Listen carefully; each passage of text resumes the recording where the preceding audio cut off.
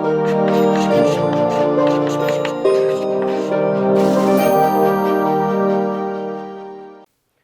Friends, हम लोग बात कर रहे थे सतत विकास की और ये समझ लिया था कि अगर हम लोग सिर्फ प्रदूषण नियंत्रण बोर्ड हैं या फिर जो भी हमारे पर्यावरण मंत्रालय है वो क्या करेगा, अगर सिर्फ चीज़ों को ठीक करने की कोशिश करेगा और हम चीज़ें बिगाड़ते रहे निरंतर तो ठीक नहीं है। तो जरूरत है हमें अपनी विचारधारा इस तरह से रखने की कि विकास भी हमारा सस्टेनेबल हो। तो सस्टेनेबल डेवलपमेंट होता क्या है इसकी बात करते हैं। बहुत सारी परिभाषाएं हैं, रटने की आवश्यकता किसी को भी नहीं है। डायरेक्टली ये पूछा भी नहीं जाएगा कि इनके हिसाब से परिभाषा बताइए, लेकिन आपको अंडरस्टैंडिंग होनी चाहिए। 5-6 परिभाषाओं को आप समझ के समझोगे तो आप खुद से लिख पाओगे उसको। तो उसी की बात करते हैं, यही चैप्टर का नाम है और हमारी जो परिभाषा है उसकी क्या है। देखिए, धारणीय विकास क्या है, इसको अलग अलग तरह से लोगों ने डिफाइन किया हुआ है। पहली बात तो यह है कि पर्यावरण जो है ना और अर्थव्यवस्था, ये दोनों ही एक दूसरे पर निर्भर है। आप पर्यावरण को बर्बाद करके अर्थव्यवस्था को अच्छा नहीं बना सकते, ये पहली चीज आती है। क्या आता है कि सस्टेनेबल डेवलपमेंट तभी होगा जब आप पर्यावरण को ठीक रखोगे। पर्यावरण की कॉस्ट पर आप डेवलपमेंट करोगे तो सस्टेनेबल रहेगा ही नहीं, ठीक है। वो अर्थव्यवस्था अच्छी रह ही नहीं पाएगी। 2 दिन आप कर लो, उसके बाद से सारी चीजें खराब हो जाएंगी। तो इस तरह की बात है। दूसरा क्या है, पर्यावरण पर होने वाले परिणामों की अवहेलना समझ रहे हैं कि आपने उसको ध्यान ही नहीं दिया।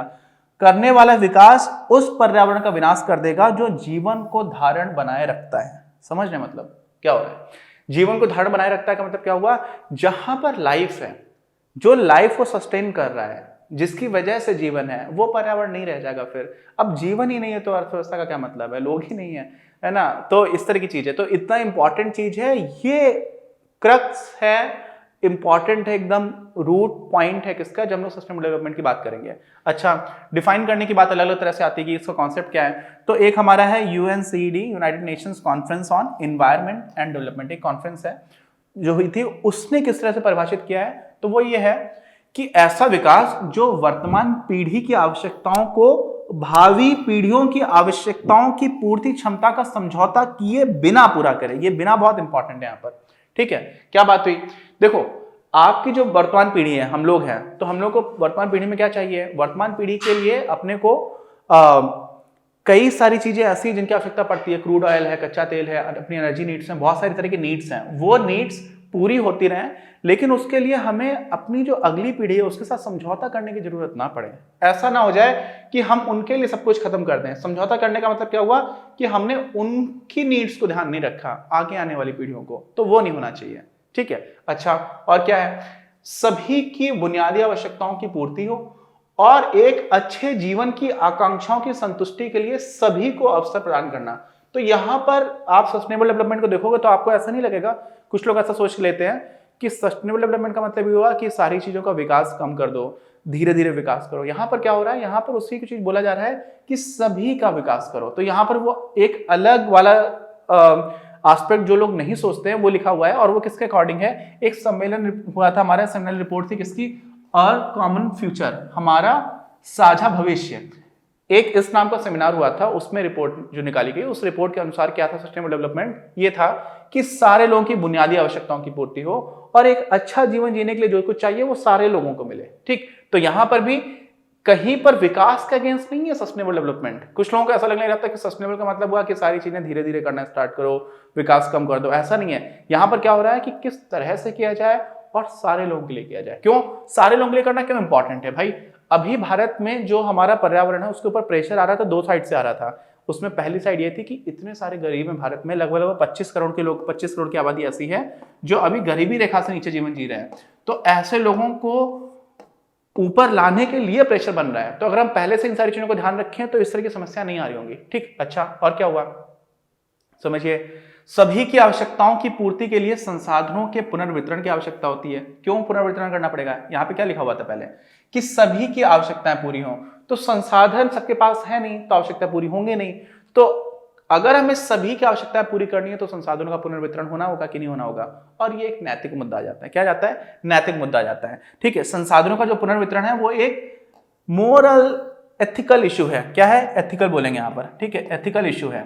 अब जो एथिकल इशू है इसको लेकर के फिर बातचीत होना स्टार्ट होनी चाहिए, डिबेट का इशू आना चाहिए, मेन स्ट्रीम डिस्कशंस में इसका एक पार्ट बनना चाहिए। अच्छा, अब इससे क्या होगा, एडवर्ड बारवियर नाम के हमारे एक इकोनॉमिस्ट थे और उन्होंने सस्टेनेबल डेवलपमेंट और इन जनरल इन्वायरमेंट को लेकर के काफी सारा काम करने की कोशिश की है। तो उनके हिसाब से क्या हुआ, बुनियादी स्तर पर गरीबों के जीवन के भौतिक मानकों को ऊंचा उठाने के संदर्भ में उन्होंने दी है। मतलब क्या हुआ है कि जो लोग गरीब लोग हैं, जिनके पास उतने ज्यादा संसाधन नहीं है, उनके भौतिक संसाधनों को, जो मैटेरियल लाइफ है, कि उनके पास पर्याप्त भोजन हो, पर्याप्त कपड़े हो, पर्याप्त रहने की जगह हो, ये सारी चीजें, तो जो भौतिक संसाधन है उस टर्म्स में इन्होंने सस्टेनेबल डेवलपमेंट की बात की है।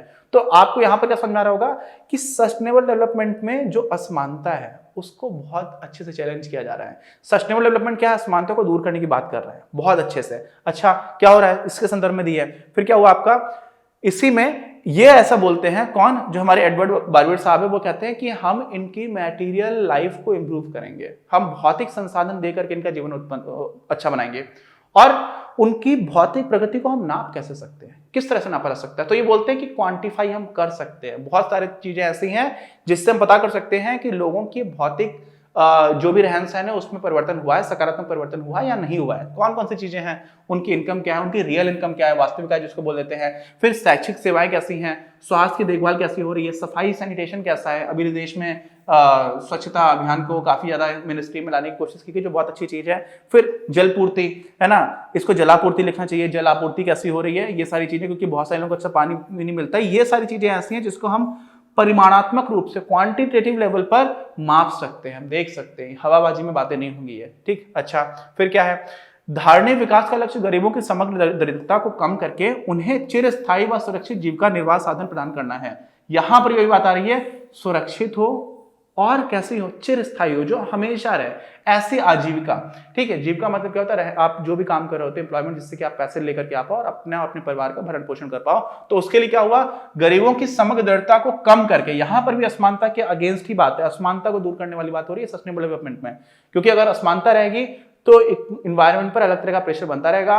भारत में बहुत सारे किसान जो भूमि के अपक्षय को रोक सकते हैं, अगर उनके पास पैसा और नहीं रोक पा रहे, तो दरिद्रता और असमानता भी बहुत बड़ा कारण है इन्वायरमेंट के डिग्रेडेशन के लिए। ये सारी चीजें इन परिभाषाओं से स्पष्ट हो रही है। अच्छा, तो क्या हो रहा है इसमें कि संसाधन अपक्षय ये सारे न्यूनतम हो, ये कोशिश की जा रही है। क्या लिखा हुआ था, देखिए, धारणीय विकास का लक्ष्य क्या है, गरीबों को इन सारी चीजों में निर्वाह, उनको आजीविका दी जाए जिससे क्या क्या हो, संसाधन अपक्षय हो, ये बात नहीं है ना हो, अभी आपको अगले स्लाइड में मिल जाएगा, ये ना हो, कम से कम हो, ठीक है, ठीक। अच्छा, ऐसे क्या है, पर्यावरण अपक्षय, ये भी न्यूनतम हो, ऐसा तो नहीं कि बिल्कुल नहीं होगा। ऐसे क्या है आपका, सांस्कृतिक विघटन, ये कम से कम हो, और सामाजिक अस्थिरता न्यूनतम हो। ये चारों पॉइंट्स थे, ठीक है। तो 2 पॉइंट्स ये हो गए, 2 पॉइंट्स ये हो गए, ये 2 पॉइंट्स थे, अगले के 2 पॉइंट्स ये हो गए। ये क्या हो, कम से कम हो, क्योंकि ऐसा तो है नहीं कि बिल्कुल रोक लग जाएगी। ऐसे क्या हुआ, एक ब्रुंडटलैंड कमीशन था, उस कमीशन ने भी क्या किया है, भावी पीढ़ी को संरक्षित करने पर जोर दिया है। तो अभी कुछ कुछ जगह पर जोर दिया जा रहा है कि हमें असमानता दूर करनी है, कुछ जगह पर जोर किया जा रहा है कि जो हमारी फ्यूचर वाली आने वाली जनरेशन है ना, उनको हम संसाधन दे करके जाएं।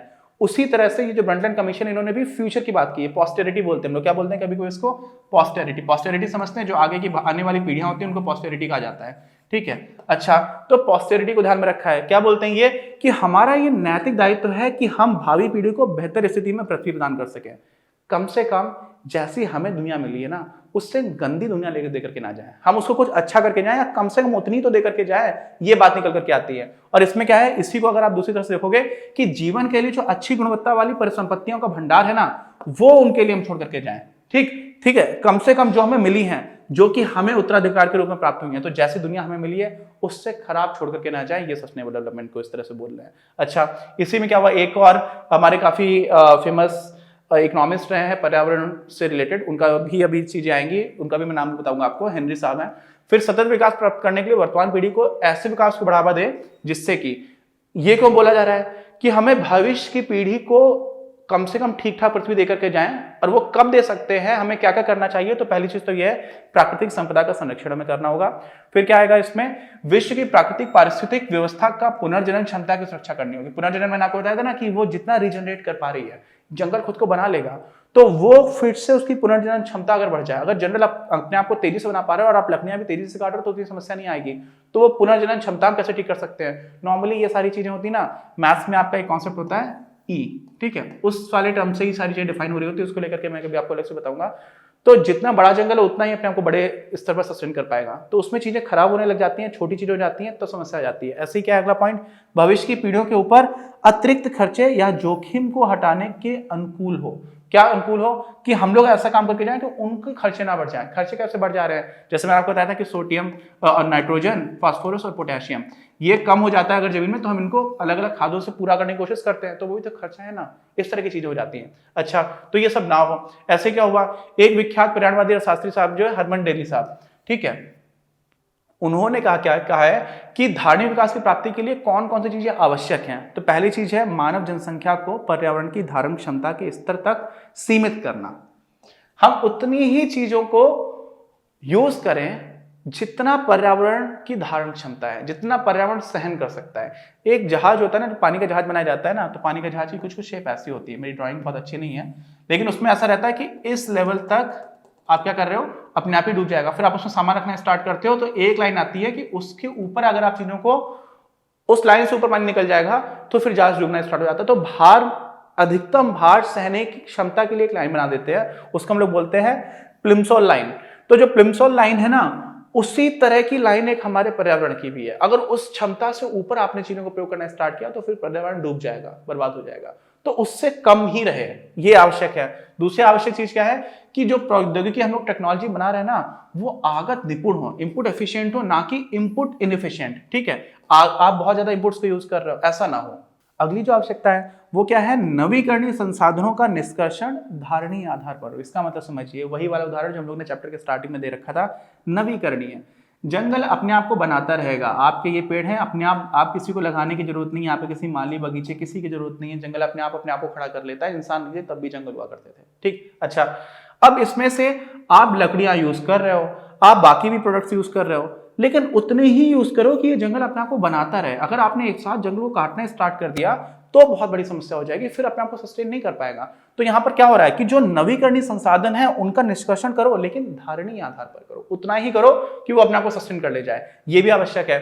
ऐसे ही अगला पॉइंट क्या है कि गैर नवीकरणीय संसाधनों का अपक्षय दर नवीनीकृत प्रतिस्थापकों के अधिक नहीं होनी चाहिए। मतलब क्या हो रहा है कि आपको चाहिए था क्या, आपको एनर्जी चाहिए, सबको ऊर्जा चाहिए पूरी दुनिया में, ठीक है, हर काम में एनर्जी लग रही है, उसके लिए आपके पास क्या है, क्रूड ऑयल है, कच्चा तेल है। अब कच्चा तेल आपको हटाना है, क्यों हटाना है, क्योंकि आप अब बिजली से गाड़ी भी चला सकते हो। तो जब हम बिजली से गाड़ी चलाने स्टार्ट कर पा रहे हैं ना, तो हमें क्या है, हम एक नई चीज लेकर के आ गए। और बिजली हम कैसे बना रहे हैं, सौर ऊर्जा से बना लें। तो जब हम सौर ऊर्जा से बना रहे हैं तो हमारे पास एक प्रतिस्थापक आ गया, सौर ऊर्जा, बिजली और बिजली से चलने वाली गाड़ियां, टेस्ला, ठीक है, ठीक, टेस्ला आ गई। अब क्या हुआ, वो जो प्रतिस्थापन आप कर पा रहे हो, आप नई चीज लेकर के आ पा रहे हो, तो वो जो नई चीज ला पाने का रेट है ना, उससे ये जो रेट है इनका, किसका, जो अपक्षय दर है, वो अधिक नहीं होनी चाहिए। समझ रहे ना, जो नवीन प्रतिस्थापक है ना, आप क्या कर रहे हो, पुराने को इतना तेजी से घटाते चले जा रहे हो और यहां पर उतनी तेजी से चीजें बन नहीं पा रही हैं। तो जो बहुत तेजी से अपक्षय दर है वो कम होनी चाहिए। तो अपक्षय दर, चीजों का डिप्लीट करने की जो रेट है वो कम होना चाहिए, किससे, जिनसे आप रिप्लेस कर पा रहे हो। तो आप रिप्लेस कर रहे हो, अच्छी बात है, लेकिन जिस चीज को खत्म करते आ रहे हो वो रेट कम होना चाहिए। क्यों, क्योंकि वो तो फिर एक बार खत्म हो जाएगा। क्यों, क्योंकि वो गैर नवीकरणीय संसाधन है, वो दोबारा नहीं बनेगा। अच्छा, ऐसे क्या है, प्रदूषण के कारण उत्पन्न बहुत सारी क्षमताएं हैं, इनका सुधार किया जाना चाहिए, इनको हमें ठीक करना पड़ेगा। नदियां खराब हो गई हैं, हवा खराब हो गई है, जमीन खराब हो गई है, कई जगह पर फर्टिलाइजर्स इतने ज्यादा यूज किए गए कि जमीन बहुत ज्यादा खराब हो गई है। तो ये सारी चीजों को हमें ठीक करना पड़ेगा। तो ये सब क्या है, अगर हमें सस्टेनेबल डेवलपमेंट करना है तो हरमन डेली साहब बोलते हैं कि हमें ये सारी चीजें करनी चाहिए। अच्छा, अब हम लोग इसी चैप्टर को आगे कंटिन्यू करेंगे, ज्यादा टॉपिक्स नहीं बचे हुए हैं, एक दो वीडियोस में कंप्लीट हो जाएगा, लेकिन बहुत अच्छे से ये चैप्टर पढ़ना है क्योंकि बहुत इंपॉर्टेंट है हमारे लिए, हमारी आगे आने वाली पीढ़ियों के लिए बहुत इंपॉर्टेंट है। अच्छा लगा ये वीडियो तो प्लीज कमेंट बॉक्स में लेकर के बताइए, लाइक करिए, लोगों के साथ शेयर करिए, और चैनल सब्सक्राइब नहीं किया तो प्लीज सब्सक्राइब चैनल। मिलते हैं हम लोग अपने अगले वीडियो में। इस वीडियो के प्रायोजक हैं आप, और अगर आप ऐसे ही और वीडियोस बनाने में हमारी मदद करना चाहते हैं तो पैट्रियन पर जाकर या फिर स्क्रीन पर दिए गए QR कोड को स्कैन कर अपना योगदान जरूर दें। अपनी क्लास का उद्देश्य आप सभी के लिए आप ही की भाषा में गुणवत्तापूर्ण शिक्षा उपलब्ध कराना है। कक्षा 12 तक के सभी प्रमुख विषयों पर हम वीडियोस बना रहे हैं, और कुछ विषयों पर वीडियोस आपके अपने चैनल अपनी क्लास की ही अन्य प्लेलिस्ट पर अपलोड भी हो चुके हैं। ज्ञान के प्रकाश से देश को सशक्त बनाने के हमारे इस प्रयास में इस चैनल को सब्सक्राइब करके और लोगों के साथ शेयर करके अपना बहुमूल्य योगदान जरूर दें। पढ़ेगा इंडिया तो बढ़ेगा इंडिया।